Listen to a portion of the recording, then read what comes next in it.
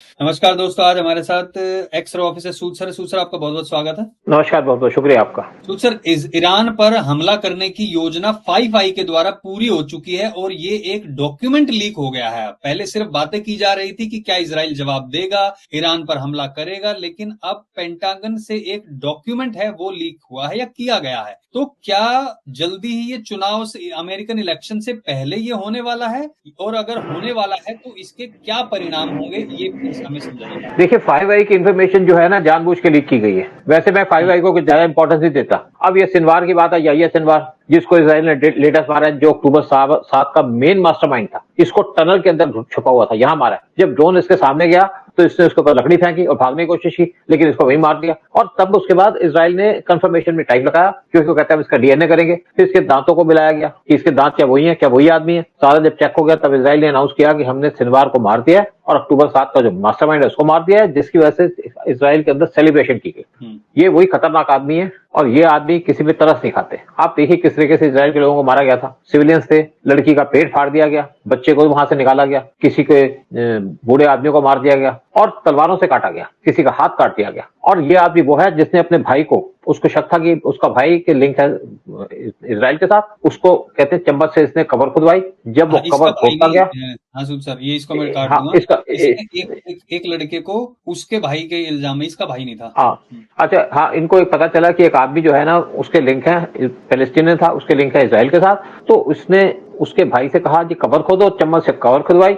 और जब कबर खुद गई तो उसके भाई के थ्रू उसको वहीं पे करवा दिया गया, जिंदा दफना दिया गया। इतना क्रूर आदमी है ये। और आज लोग इसके बारे में कहते हैं कि अब ये एक आदमी मारा गया जो पैलेस्टीनियन का बड़ा वफादार था। ये ह्यूमन, एक्चुअली ये जो लोग हैं ये ह्यूमैनिटी के ऊपर एक दाग है।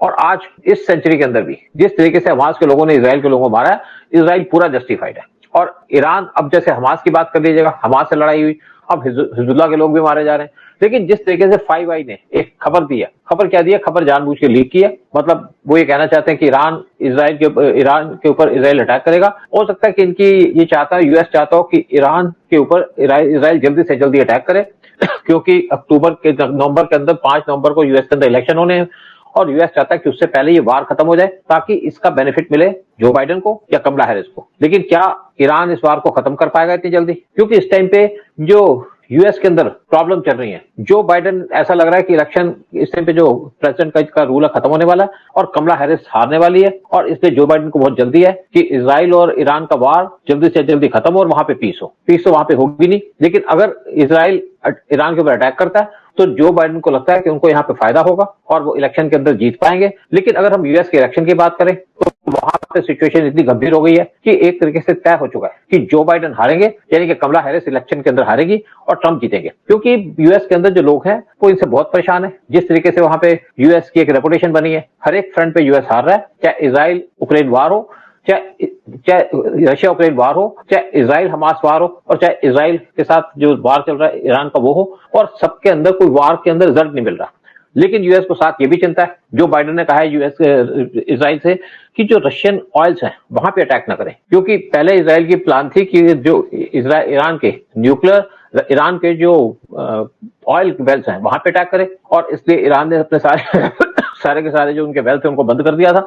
लेकिन जो बाइडेन ने कहा है कि आप उनके ऑयल इंस्टॉलेशन पे अटैक ना करें, क्योंकि गल्फ कंट्री सारी की सारी इकट्ठे होकर पहुंची यूएस के पास कि अगर इसराइल अटैक करता है ईरान के ऑयल के ऊपर तो यहाँ पे तो क्राइसिस आ जाएगा पूरे गल्फ के अंदर। एक तो यहाँ पे कोई सामान नहीं जा पाएगा, उनका ऑयल नहीं जा पाएगा, और इसका ये भी खतरा है कि इसके बाद जो हौथीज हैं या हमास के लोग हैं या दूसरे हिजबुल्लाह के लोग हैं वो सऊदी के ऑयल पे भी अटैक कर दें। तो इसलिए वो चाहते हैं कि अगर यहाँ पे लड़ाई चलनी है तो इस तरीके से चले। और दूसरी तरफ रशिया ने एक वार्निंग दी है, पुतिन ने एक वार्निंग दे दी है इसराइल को कि किसी भी तरीके से, अच्छा ट्रंप ने एक तरीके से कहा था, जैसे ट्रंप की बात करें, ट्रंप ने कहा था कि इसराइल को चाहिए कि वो ईरान के न्यूक्लियर इंस्टॉलेशन पे अटैक करे। लेकिन दूसरी तरफ रशिया ने एक वार्निंग दे दी इसराइल को कि वो ईरान के न्यूक्लियर इंस्टॉलेशन पे अटैक ना करे, नहीं तो बड़े सीरियस कॉन्सिक्वेंसेज होंगे। और ये लगता है कि अगर इसराइल ने ईरान के न्यूक्लियर इंस्टॉलेशन पे अटैक किया तो न्यूक्लियर वार स्टार्ट हो सकता है। और इसलिए यूएस यहाँ पे रशिया डायरेक्टली इन्वॉल्व हो सकता है इस वार के अंदर।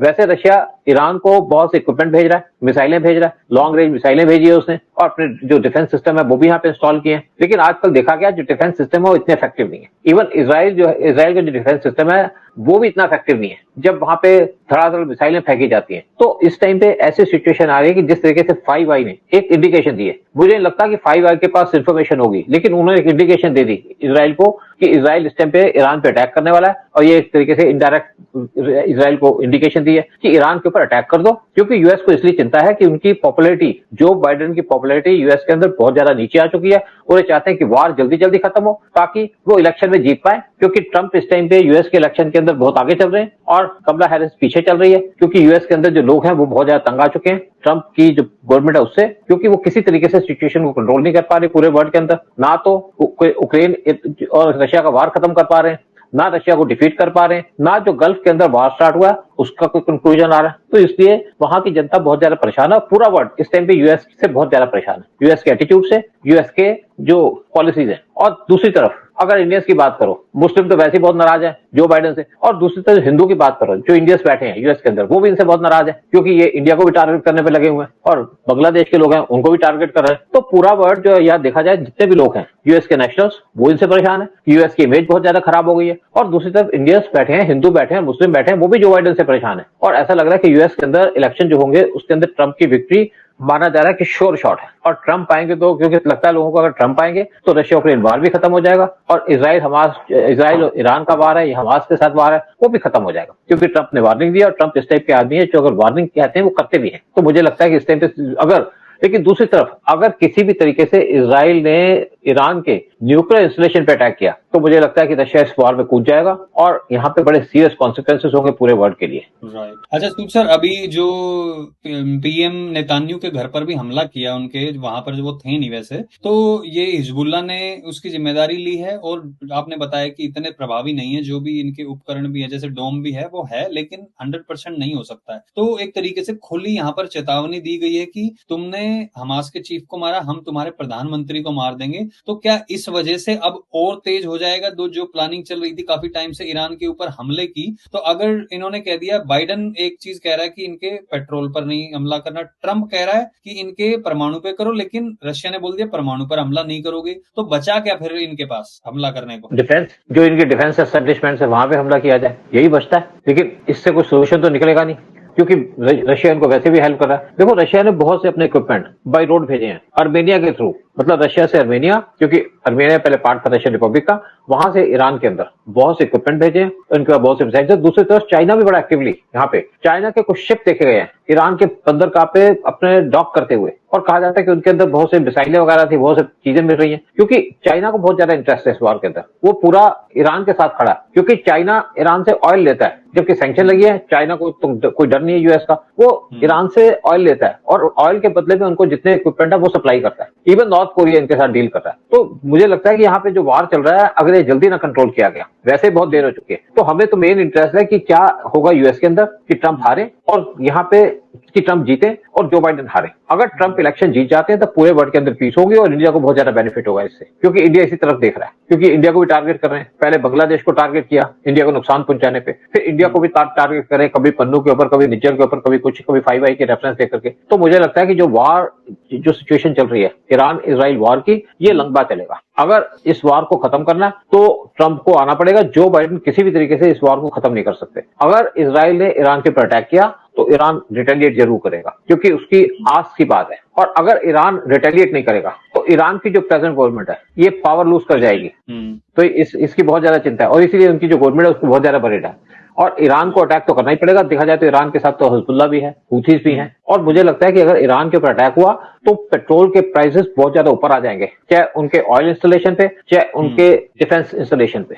पूरा जो ऑयल निकलता है तो वो ईरान के पास होकर के निकलता है, जो गल्फ से ऑयल जाता है, और इसके पूरे वर्ल्ड के ऊपर इम्पैक्ट होगा। ट्रेड बंद हो जाएगी, ऑयल की सप्लाई बंद हो जाएगी, ऑयल के प्राइसेस बढ़ेंगे, बाकी चीजों के एसेंशियल चीजों के प्राइसेस बढ़ेंगे, तो जो छोटी छोटी कंट्री वैसे बर्बाद हो जाएंगी, और सारा का सारा जो क्रेडिट जाएगा इस वार का, वो जाएगा या जो अमेरिका को, उसको धक्का लगेगा। तो अमेरिका इसलिए चिंतित है कि वार जल्दी खत्म हो, क्योंकि अब इजराइल ने तो ठान लिया कि मुझे तो हिजबुल्लाह भी खत्म करना है, हमास को भी खत्म करना है। ये इजराइल के सर्वाइवल की बात है, और नेतन्याहू इस टाइम पे पीछे हट नहीं सकते। अगर आज पीछे हटेंगे तो कल दोबारा बीच में भी छोड़ के अगर चले गए तो फिर हिजबुल्लाह वहां से हमला करता रहेगा। वो ये तो बोल देंगे वहां से वो बंद करेंगे नहीं करेंगे, वो तो मिलिटेंट है, वो तो किस तरीके से अपने छोटे छोटे ग्रुप में करते हैं। वो कोई एक कंट्री हो तो कंट्री को एक बार में तबाह करके खत्म करे, जैसा आपने पहले भी वीडियो में बताया था। तो ये छोटे छोटे ग्रुप है, इनको तो ऐसे किया जाएगा ना। अच्छा, दूसरी एक और बात है कि इजराइल पहले प्लान कर रहा था ईरान के न्यूक्लियर इंस्टॉलेशन पे अटैक करने की। तो उस टाइम पे एक और बात चल रही थी कि पाकिस्तान के न्यूक्लियर इंस्टॉलेशन वहां पे भी अटैक हो सकता है, वहां पे भी इजराइल अटैक कर सकता है, क्योंकि पाकिस्तान के लोग तो ये कहते हैं कि हमारा तो इस्लामिक बॉम्ब है। तो इसलिए कुछ पाकिस्तान की डेलीगेशन इजराइल के अंदर पहुंची है सीक्रेटली, और वहां से उन्होंने एश्योरेंस दिया इनको कि हम किसी भी तरीके से इन्वॉल्व नहीं होंगे इस वॉर के अंदर, क्योंकि पाकिस्तान को पता है कि अगर उनके ऊपर इजराइल ने एक भी अटैक कर दिया तो बर्बाद हो जाएगा। और दूसरी बात है कि आप ईरान के ऊपर, आप इजराइल के ऊपर तो न्यूक्लियर अटैक कर नहीं सकते, क्योंकि अगर इजराइल के ऊपर न्यूक्लियर बॉम्ब फेंका किसी भी कंट्री ने तो इजराइल के आसपास की कंट्रीज पे बहुत ज्यादा इंपैक्ट पड़ेगा। और इजराइल छोटी सी कंट्री है, लेकिन इजराइल तो अपनी सुरक्षा देखेगा ना कि अगर उसको ईरान से डर है तो उसको पाकिस्तान से भी डर है, और पाकिस्तान भी यहाँ पे इन्वॉल्व हो सकता है। तो इसलिए पाकिस्तान डेलीगेशन गई है इजराइल के अंदर ताकि उनको एश्योरेंस दे कि हम इस वॉर के अंदर इन्वॉल्व नहीं होंगे, चाहे उनके मिलिटेंट जितना मर्जी आवाज करें। लेकिन मेन इश्यू आता है कि अब क्या अटैक होगा, जैसे 5i ने कहा है, क्या इजराइल ईरान के ऊपर अटैक करेगा, क्या इजराइल ईरान के ऑयल पे अटैक करेगा, क्या इजराइल उनके न्यूक्लियर इंस्टॉलेशन पे अटैक करेगा, क्या इजराइल उनके मिलिट्री इंस्टॉलेशन पे अटैक करेगा, क्या उनकी जो पॉपुलेशन है उस पर अटैक करेगा। ये बड़े क्वेश्चन मार्क है, लेकिन सभी लोग इसकी वेट कर रहे हैं कि वार खत्म हो। लेकिन किसी को ये समझ नहीं आ रहा कि वार कैसे खत्म किया जाए, वार को कैसे बंद किया जाए, क्योंकि कोई भी इसके अंदर मेडिएट नहीं कर सकता। जितनी बड़ी बड़ी पावर है उन्होंने पहले साइड ले ली है, जैसे चाइना इनको इनडायरेक्टली हेल्प कर रहा है ईरान को, रशिया ईरान के साथ खड़ा है, दूसरी तरफ नाटो कंट्रीज हैं वो यूएस के साथ खड़ी हैं और इजराइल को सपोर्ट कर रही हैं। तो ऐसा लगता है कि यहाँ पे सिचुएशन, और जो गल्फ कंट्री है वो बहुत ज्यादा डिस्टर्ब है कि वो ना तो इधर जा सकती है ना उधर जा सकती है, बीच में फंसी हुई है। ट्रेड उनकी बंद हो जाएगी, और अगर इजराइल ने ईरान पे अटैक किया तो भी वो प्रॉब्लम में है, और अगर इजराइल ईरान पे अटैक नहीं करता तो इजराइल को खतरा होगा। तो सिचुएशन इस टाइम पे इतनी खराब हो चुकी है कि कौन इसके अंदर मेडिएट कर सकता है, कोई ऐसा नहीं है। ना पीएम मोदी कुछ कर सकते हैं, ना जो बाइडेन कर सकते हैं, ना पुतिन कर सकते हैं, ना कोई और कर सकता है। तो ये वार मुझे लगता है कि चलता रहेगा इसी तरीके से, और सिचुएशन इसी तरीके से खराब होती रहेगी। और इसीलिए मैं कहता हूं कि यहाँ पे न्यूक्लियर वार के पूरी चांसेस है इस टाइम पे। ईरान और इजराइल का जो युद्ध है ये और ज्यादा तेज हो सकता है, रुकेगा नहीं। राइट, चलिए देखते हैं अब आगे आने वाला वक्त बताएगा कि होपफुली जब इलेक्शन होने हैं अमेरिका में तब तक ऐसा कुछ ना हो, और उसके बाद जब इलेक्शन हो, जैसे ट्रंप ने कहा था जीतते ही मैं 24 घंटे के अंदर बंद करवा दूंगा, तो ऐसा ही कुछ होना चाहिए कि ये वॉर बंद हो, और जो टेररिस्ट ऑर्गेनाइजेशन है उनका भी खात्मा भी जरूरी है, सिर्फ ये बंद होने से काम नहीं चलेगा। बट देखते हैं आगे क्या होता है। बट बहुत बहुत धन्यवाद सूद सर आने के लिए, सारी जानकारी शेयर करने के लिए। सबसे निवेदन है वीडियो शेयर जरूर करें। जय हिंद, जय भारत। जय हिंद, जय भारत, मेरा भारत महान।